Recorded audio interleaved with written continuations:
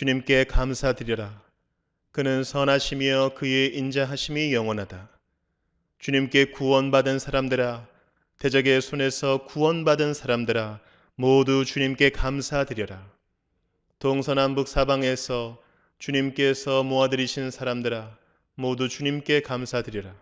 여러분 안녕하세요. 오늘은 속회공과 26과의 말씀입니다. 자, 오늘 본문의 말씀은 시편 107편의 말씀인데요. 오늘 본문에 보면은 감사라는 말씀이 굉장히 많이 나옵니다. 자, 시편 기자는 뭐가 이렇게 감사한가? 감사라는 말씀을 왜 이렇게 많이 하는가? 자, 이 말씀을 정확하게 이해하기 위해서는 오늘 시편이 쓰여진 당시 상황이 어떤 상황인지를 좀 제대로 알아야 우리가 말씀을 제대로 이해할 수 있습니다. 자, 이스라엘이 솔로몬 왕을 마지막으로 남북으로 갈라지게 됩니다. 여러분 아시죠? 그래서 북쪽을 북이스라엘, 남쪽을 남유다라 칭하게 됩니다. 북이스라엘은 BC 722년에 아수르에 의해서 멸망당하게 됩니다. 그리고 남유다도 멸망당하게 되는데요. 남유다는 BC 586년 바벨론에 의해서 멸망당하게 됩니다. 그리고 이때 남유다는 바벨론의 포로로 끌려가게 돼요. 이렇게 남유다가 바벨론의 포로로 끌려간 이후에 하나님의 은혜로 70년 만에 포로 귀환하게 됩니다. 해방이 된 거예요. 자, 오늘 본문의 이 시편 말씀은 이렇게 바벨론에서 포로 귀환한 시점을 배경으로 하고 있습니다. 여러분 한번 생각해 보세요. 70년 동안 먼 나라에 포로로 끌려갔다가 이제 해방되어서 돌아왔으니 사실 얼마나 감사하겠습니까? 그런데 우리가 조금 더 살펴보면요. 어떻게 이스라엘이 포로 귀환하게 되었는가? 포로로 끌려갔던 이스라엘이 어떻게 해방되게 되었는가? 우리가 그러한 배경까지 조금 더 살펴볼 필요가 있습니다. 에스라 1장에 보면요. 포로 귀환이 어떻게 일어나게 되었는지 설명하고 있는데요. 에스라 1장 2절 3절에 보면은 이런 말씀이 나와 있습니다. 페르시아 왕 고레스는 다음과 같이 선포한다. 자, 여기는 페르시아의 왕이죠.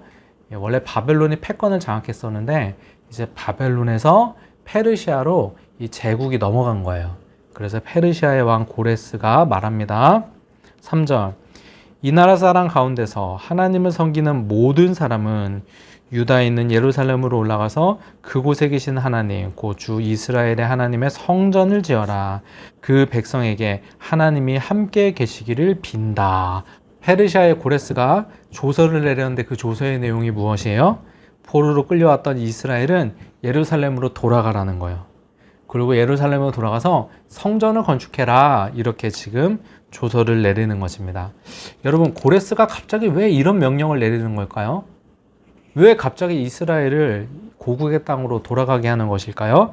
자, 그 이유가 에스라 1장 1절에 나와 있습니다. 우리 1절 말씀을 보니까요. 페르시아 왕 고레스가 왕위에 오른 첫 해이다.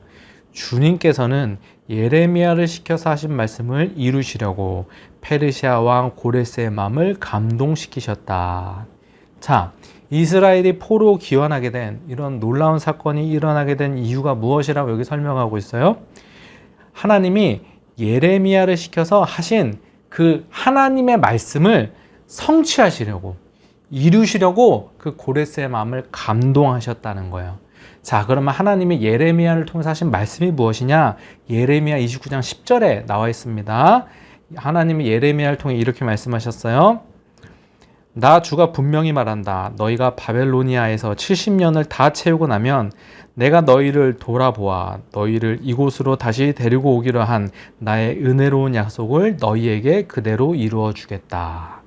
자, 하나님이 이스라엘 백성들이 바벨론의 포로로 끌려가기도 전에 너네 바벨론의 포로로 끌려가게 될 것인데 포로로 끌려간 지 70년이 지나면 돌아오게 하겠다. 포로 귀환 시켜주겠다. 이렇게 하나님이 약속하셨던 거예요. 포로로 끌려가기도 전에 약속하셨던 거예요. 자, 하나님이 왜 포로 귀환을 시켜주셨다는 거예요? 하나님이 예레미야를 통해서 하신 이 약속의 말씀을, 이 언약을 이루시려고 고레스의 마음을 감동시키셨다는 것입니다. 그래서 포로 귀환의 역사가 이루어진 거예요. 여러분 잘 보세요. 이스라엘이 포로로 끌려간 지 70년 만에 바벨론이 멸망하고 페르시아가 이스라엘을 포로 귀환시켜주는 이런 기적과 또 같은 역사가 어떻게 일어나게 된 거예요? 살다 보니까 우연히 일어난 일이 아니라 또 이스라엘이 뭔가 해방을 위해서 노력하거나 뭔가 잘해서 그렇게 된 것이 아니라 하나님의 은혜로 하나님이 그냥 언약을 기억하사 그 언약을 성취하기 위해서 이루어 주셨다는 것입니다. 여러분이 이런 상황 가운데 이스라엘 백성들이라고 한번 생각을 해보세요. 아무것도 한 것이 없습니다. 해방될 것이라고 꿈도 꾸지 못하는 상황이었습니다. 포로로 끌려온 지 70년이나 지난 시점이었어요. 그런데 하나님의 은혜로 고레스가 어느 날 갑자기 그 마음에 감동이 되어서 이스라엘 백성들을 해방시켜 준 거예요. 돌아가서 성전을 지으라고 이렇게 명령한 것입니다. 여러분 감사하지 않겠습니까? 놀라운 이 하나님의 은혜에 감사할 수밖에 없지 않겠습니까? 그래서 오늘 시편 기자가 이렇게 고백합니다. 오늘 보면 1절부터 3절. 주님께 감사드려라. 그는 선하시며 그 인자하심이 영원하시다. 하나님 선하시다는 거예요. 하나님 인자하시다라는 거예요. 여러분 이스라엘이 바벨론의 포로로 끌려간 이유가 무엇입니까? 이스라엘이 범죄했기 때문에 그렇습니다. 범죄한 이스라엘을 그냥 내치지 않으시고 회복시켜 주신 거예요. 2절 말씀 보겠습니다. 주님께 구원받은 사람들아, 대적의 손에서 구원받은 사람들아, 모두 주님께 감사드려라. 본인들의 이야기죠. 대적들의 손에서 본인들이 구원받았습니다. 해방되었습니다. 감사할 수밖에 없겠죠. 3절 동서남북 사방에서 주님께서 모아들이신 사람들아 모두 주님께 감사드려라. 이렇게 감사를 고백하고 있는 것입니다. 여러분 우리가 언제 감사할 수 있죠? 누가 감사하죠? 하나님께서 나에게 주신 그 은혜가 얼마나 큰가를 정확히 깨달아 아는 사람이 감사할 수 있는 것입니다.